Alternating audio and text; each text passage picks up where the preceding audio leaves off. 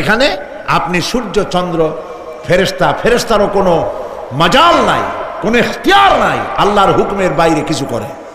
আল্লাহ যা করতে বলেছেন তাই করতে হবে, এর বাইরে এক চুলও নড়তে পারবে না।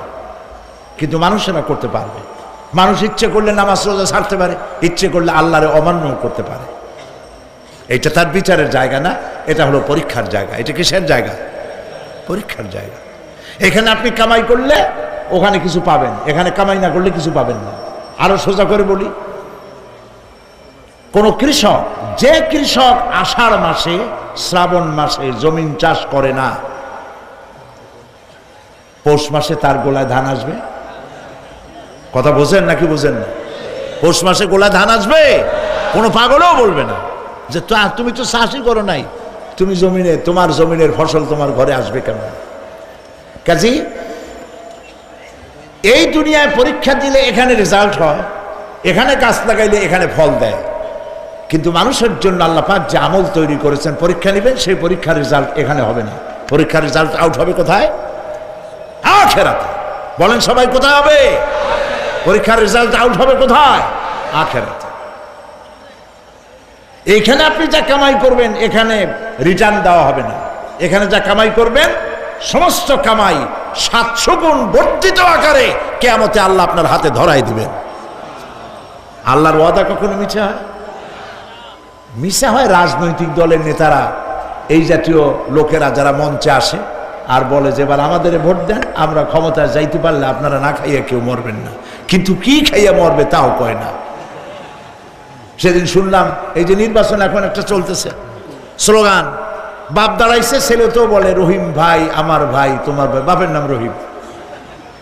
তারপরে শুনলাম বলতেছে বেগুন ভাইয়ের চরিত্র, আজকাল নাম রাখে তো আদর করে বেগুন পটল, বেগুন ভাইয়ের চরিত্র ফুলের মতো পবিত্র। আমি আর একজনের পাশে থেকে কইল যে নামাজ পড়ে না, একক তো এমনই ফুলের মতো চরিত্র। তো দুনিয়ার ময়দানে আপনি যা কামাই করবেন এখানে রেজাল্ট আউট হবে, এখানে আপনি পাবেন ফল, এখানে পাবেন। যা করবেন এখানে গাছ লাগাবেন, ফল লাগাবেন, এখানে পাবেন। আর আল্লাহর জন্য যেটা করবেন সেটার ফল, সেটার রেজাল্ট কিয়ামতে বাইরে হবে। সুবহানাল্লাহ। এখানে পরীক্ষা দিয়ে যদি কেউ ফেল করে, ম্যাট্রিক পরীক্ষা দিয়ে ফেল করেছে, ফাজেল পরীক্ষা দিয়ে ফেল করেছে, আবার পরীক্ষা দিয়ে পাশ করার সুযোগ আছে, আবারও ফেল করেছে, আবারও পরীক্ষা দিয়ে পাশ করার সুযোগ আছে। 10 বার যদি ফেল করে আরো 10 বার পরীক্ষা দিয়ে পাশ করার সুযোগ আছে। কিন্তু কিয়ামতের দিন আল্লাহ রাব্বুল আলামিনের জীবনের পরীক্ষায় কোনো মানুষ যদি আল্লাহর আদালতে ফেল করে বসে একবার, দ্বিতীয়বার পরীক্ষা দেওয়ার আর কোনো সুযোগ নাই। এই পৃথিবীতে যদি কেউ নিম্ন আদালতে মামলায় হেরে যায়, জজ কোর্টে করবে, যদি হেরে যায় হাইকোর্টে করবে, হেরে গেলে আপিল করবে সুপ্রিম কোর্টে, সুপ্রিম কোর্টেও যদি হেরে যায় তাহলে প্রেসিডেন্টের কাছে আপিল করবে। সুযোগ আছে কয়েকবার। কিন্তু কিয়ামতের দিন জীবনের আদালতে কোনো মানুষ যদি একবার ফেল করে বসে, জীবনের মামলায় যদি একবার হেরে যায়, দ্বিতীয়বার আপিল করার আর কোনো জায়গা নাই। সেই আখিরাতে রেজাল্ট আউট হবে। আমরা সব মরে যাব, আমরা সব কি হব? সব মরে যাব। আল্লাহ পাক আমাদেরকে উঠাবেন আবার। মানুষকে কবরে রাখার সময় আমরা কি বলি? মিনহা খালাকনাকুম, জানেন না? পড়েন, মিনহা খালাকনাকুম ওয়া ফিহা নুঈদুকুম ওয়া মিনহা নুখরিজুকুম তারাতান উখরা। এই মাটি দিয়ে তোমাকে তৈরি করা হয়েছিল, এই মাটির মধ্যে রেখে গেলাম, এর থেকে আবার তোমাকে উত্থিত করা হবে। কে বলতেছেন এ কথা? আল্লাহ পাক বলছেন, আল্লাহ তাআলা বলছেন। কি নিষ্ঠুর এই পৃথিবী! ভেবে দেখেছেন কি একবারও কি ভেবে দেখেছেন এই পৃথিবী কত নিষ্ঠুর? এই সন্তান সন্ততি সব একটি মোহ, একটি মায়া, একটি মহব্বত, একটি প্রতারণা। যে বউয়ের জন্য হারাম ইনকাম করেছেন, যে সন্তানদের জন্য হারাম ইনকাম করেছেন, জান দিলেন, রক্ত দিলেন, জীবন দিলেন, সারা রাত কষ্ট করেছেন, দৌড়দৌড়ি করেছেন, যখন মরে গেলেন, যে বাচ্চাটা আপনি কোলে না নিলে কলিজা ঠান্ডা হয় না, সেই বাচ্চা বলবে, মাকে বলবে, মা বাপের লাশ যে রুমে আছে আমার সেখানে নিও না, আমার ভয় করে। ঠিক কিনা? স্ত্রীও আরো দু একজন লোক না হলে লাশের ঘরে থাকতে পারবে না, তারও ভয় করবে।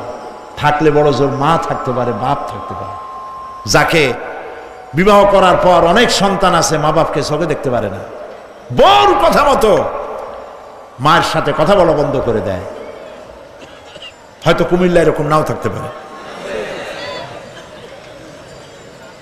বউ তো নালিশ করছে, মায়ের সাথে কথা কয় না, আবার বলে এই বুড়িটা মরে না কেন? নাউজুবিল্লাহ, নাউজুবিল্লাহ। বুড়িটারে মরার কথা বলতেছো তুমি।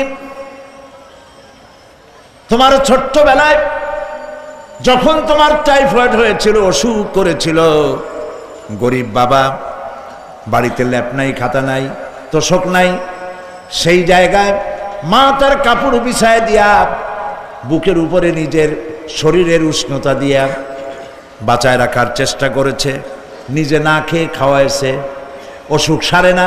মা ওই মুমূর্ষ বাচ্চার সেরানে তার মাথার কাছে বসে তাহাজ্জুদের নামাজ পড়ে কোরআন শরীফ তেলাওয়াত করে, চোখ দিয়া পানি পড়ে, আর বলতে তাকে, রব্বুল আলামিন আমার জীবনটারে দিয়া আমার কলিজার টুকরা সন্তানটারে বাঁচাইয়া দাও।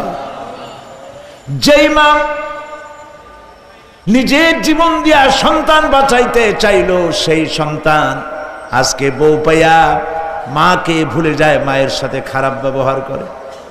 আল্লাহ রাব্বুল আলামিন বলেছেন, মা বাবার সঙ্গে খারাপ ব্যবহার করো না, ভালোবাসায় কথা বলো। ওয়াকুল লাহুমা কাওলান কারীমা, সম্মান সূচক কথা বলো। মা বাবার জন্য দোয়া করো আমার কাছে। কে বলতেছেন? আল্লাহ তাআলা বলছেন দোয়া করো আমার কাছে এই ভাষায়, রব্বিরহামহুমা কামা রাব্বায়ানি সাগীরা। পড়েন সবাই, রব্বিরহামহুমা কামা রাব্বায়ানি সাগীরা। আয় আমার রব, আমার মা বাপ যেমনে ছোটবেলায় আমাকে অত্যন্ত যত্ন করে লালন পালন করেছে, আল্লাহ তাআলা তুমি দয়া করে আমার মা বাপকে তোমার রহমতের করে লালন পালন করো। সুবহানাল্লাহ। প্রত্যেক নামাজের পর সকলে এই দোয়া পড়বেন, মনে থাকবে? মনে থাকবে? প্রিয় ভাই সব, সেই কিয়ামতের মাঠে আমাদেরকে উঠতে হবে, আল্লাহর দরবারে উঠতে হবে। সেই সময় আমাদেরকে কেউ উপকার করবে না। ইয়াউমা লা ইয়ানফাউ মালুন ওয়ালা বানুন, সম্পদ আর সন্তান সন্ততি কোনো কাজে লাগবে না। মা তার সন্তানকে চিনবে না, সন্তান তার মাকে চিনবে না, বাপ তার সন্তানকে চিনবে না, কেউ কাউকে পরিচয় দিবে না। কি মারাত্মক অবস্থা! মানুষ চরম অসহায় হয়ে যাবে। চতুর্দিকে ফেরেশতার আনাগোনা, সূর্য মাত্র 1 হাত উপরে, প্রচন্ড তাপ নিয়ে সূর্য অবস্থান নেবে, মাথার চান্দি ফেটে গিয়ে গুনাহগারের মাথার মগজ গলে গলে পড়তে থাকবে। পিপাসার যন্ত্রণা জিহ্বাটা ঝুলে কুকুরের মতো করে নাভিস্থল পর্যন্ত ঝুলে পড়বে। কেউ উপকার করবে না, কেউ জিগাবেও না। অনেক লোক আছে পীরের কাছে মুরিদ হয় আর মনে করে পীর সাহেব তারে কিয়ামতে সুপারিশ করবে।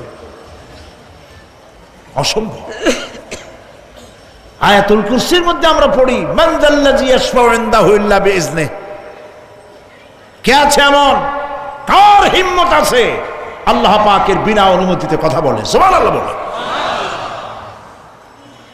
কোথার পীর, কোথার খাজা বাবা হারায় যাবে। ইব্রাহিম আলাইহিস সালামের মতো পয়গম্বর কি মনে করে? আল্লাহর খলিল। ইব্রাহিম আলাইহিস সালাম আল্লাহর কি? আল্লাহর খলিল। আল্লাহর খলিল কিয়ামতের দিন বলবেন, আল্লাহ পাক, আয় আল্লাহ তাআলা, আমার বাপের কাছে আমার একটা ওয়াদা ছিল, আমি সুপারিশ করব তার জন্য, তুমি দয়া করে আমার বাপকে জাহান্নাম থেকে ক্ষমা করো, আমি তার জন্য সুপারিশ করতেছি। আল্লাহ তাআলা বলবেন, ইব্রাহিম, তোমার সুপারিশ মঞ্জুর হলো না। কথা বুঝতেছেন না? বুঝতেছেন না? ইব্রাহিম আলাইহিস সালাম যদি বাপের জন্য সুপারিশ করতে না পারে, ইব্রাহিম আলাইহিস সালাম তিনি যদি তার বাপের জন্য সুপারিশ করিয়া যদি ব্যর্থ হন, আপনার পিসাব কোন কামে লাগবে চিন্তা করেন। নবী করিম সাল্লাল্লাহু আলাইহি সাল্লামকে প্রশ্ন করা হয়েছে, হে রাসূল, আপনার আব্বা আম্মার অবস্থা কি হবে? কথা কি শোনেন নাকি? আপনার আব্বা আম্মার অবস্থা কি হবে? নবী করিম সাল্লাল্লাহু আলাইহি সাল্লাম বলেছেন, আমি আমার আব্বা আম্মার কোন উপকারে আসব না। ইন্না লিল্লাহি ওয়া ইন্না ইলাইহি রাজিউন। তাহলে কোন সাহসে মনে করতেছেন কোন পীর কোন একটা বিদেশ থেকে দেশের থেকে একটা নাজিল হলো আর ওইটার পিছনে পিছনে দৌড়াবেন, সে আপনারা নাজাত দেবে, তার পায়ে চুমা খাবেন? এই পায়ে হাত দিয়ে কদম বুঝি করা বাদ দেন। টাকা ইনকাম করার জন্য মানুষকে ভুল পথে পরিচালিত করছে অনেক পীর, আছে না এমন? খালি মানুষে টাকা দেয়, জামায় অনেক পকেট, খালি টাকা নেয় সমানে ঢুকাইতে থাকে চতুর্দিক দিয়ে, বাইরে বোঝার উপায় নাই। কিন্তু অনেক পীর আছে এমন, ঢাকা শহরে বড় বড় মার্কেটের মালিক, আমি জানি, বড় বড় মার্কেটের মালিক, বিরাট ব্যবসায়ী, জামা পরিষ্কার করে না 2 মাসেও, মানুষকে দেখাবার জন্য গামছাটা নাকের কাছে ধরে ফত ফত করে আওয়াজ করে, মনে হয় যেন কাঁদতেছে। আর্টিফিশিয়াল তাসান্নুর, হাবিজাবি জিকির শিখায়। লা ইলাহা কতক্ষণ, ইল্লাল্লাহ কতক্ষণ, আল্লাহ আল্লাহ কতক্ষণ, কোথায় পাইছো? ইল্লাল্লাহ ইল্লাল্লাহ কিসের জিকির? ইল্লাল্লাহ মানে কি? আল্লাহ ছাড়া, আল্লাহ ছাড়া, আল্লাহ ছাড়া, আল্লাহ ছাড়া কি? কাজী রাসূলুল্লাহ যা করেন এগুলি বেদাত। এই সব পীরের পাশে যাবেন না, মনে থাকবে।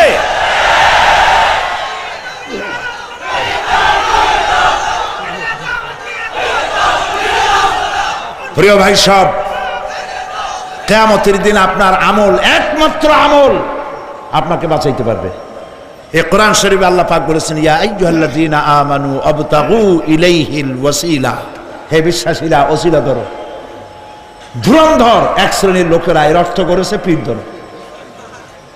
দুনিয়ার কোন তাফসীর, যত মুফাসসির পৃথিবীতে জন্মগ্রহণ করেছেন, কোন মুফাসসির এটা বলেন নাই আবতাগু ইলাইহিল ওসিলার মানে হলো পীর ধরো।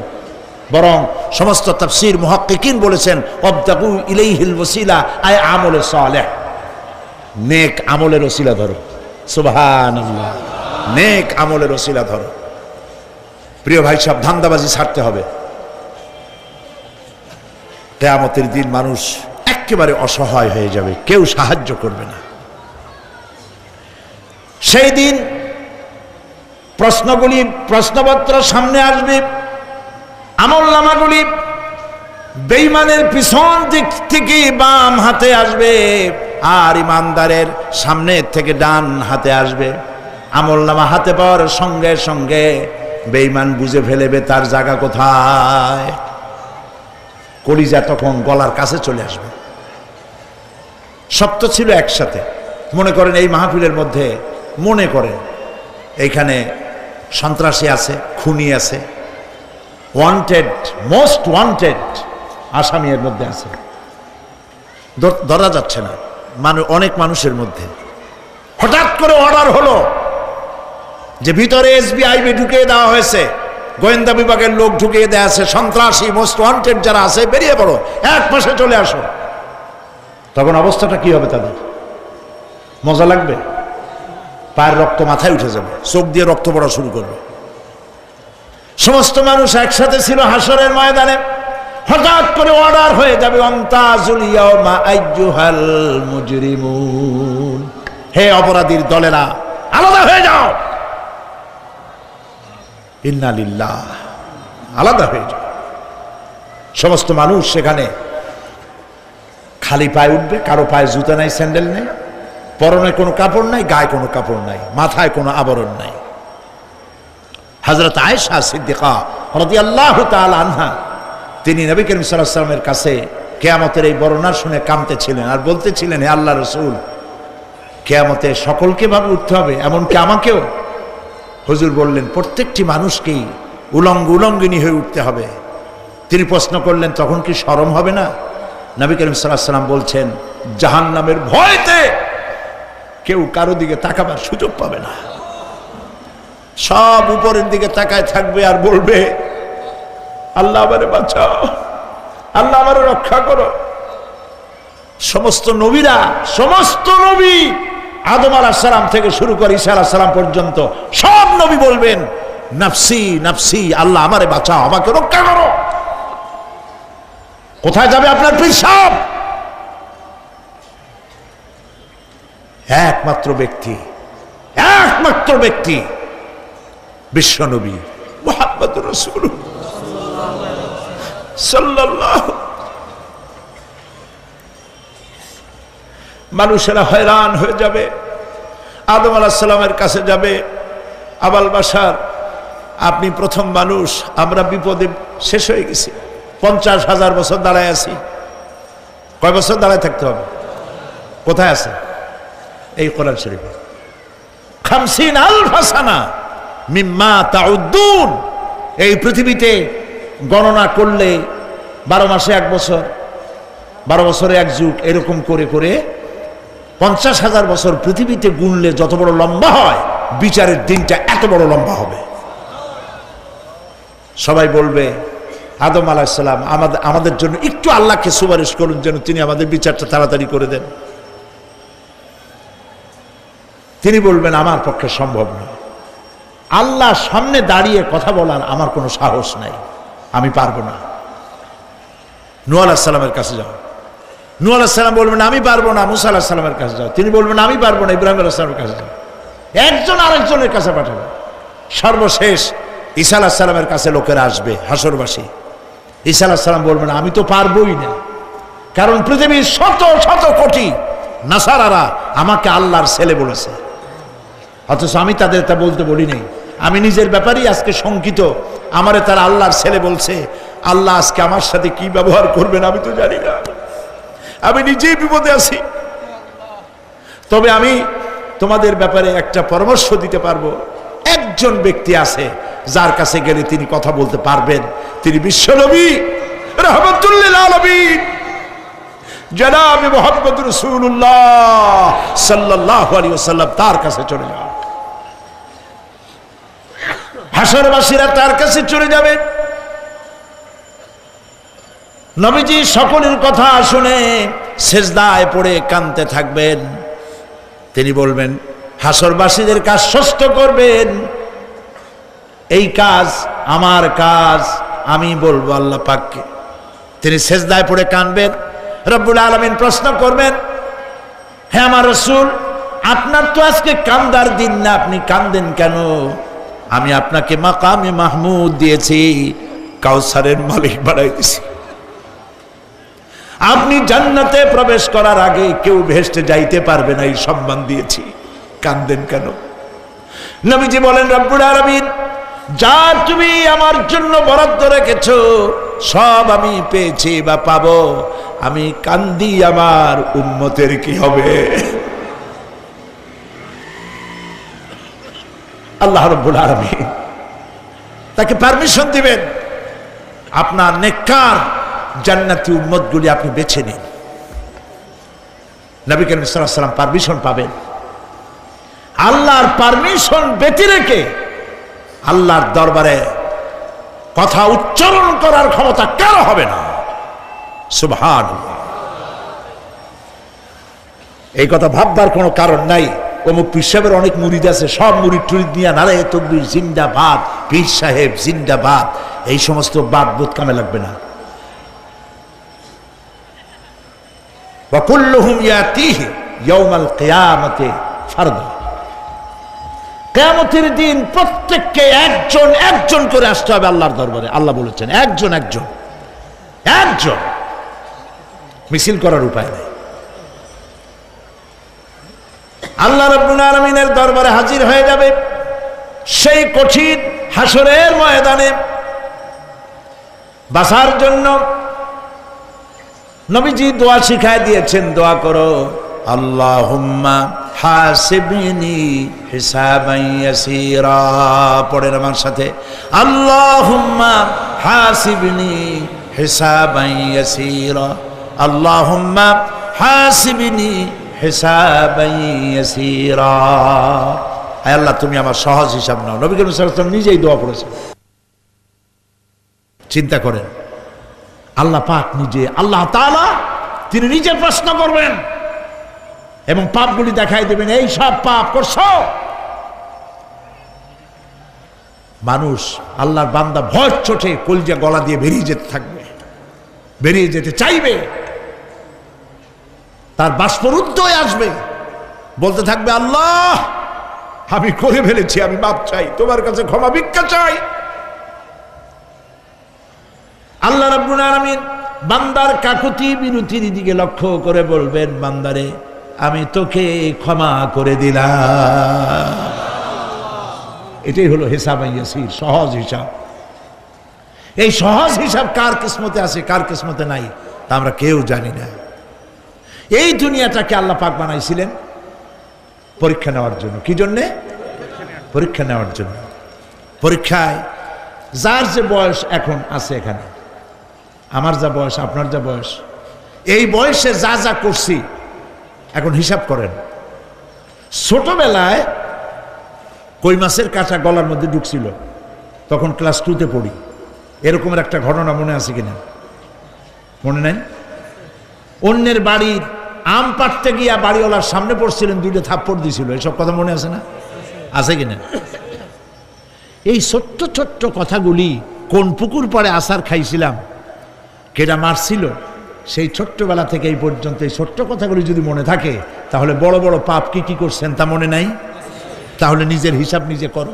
কিয়ামতে আল্লাহ পাক আমলনামা হাতে দিবেন, বলবেন পড়ো, ইকরা কিতাবাক, পড়ো তোমার আমলনামা।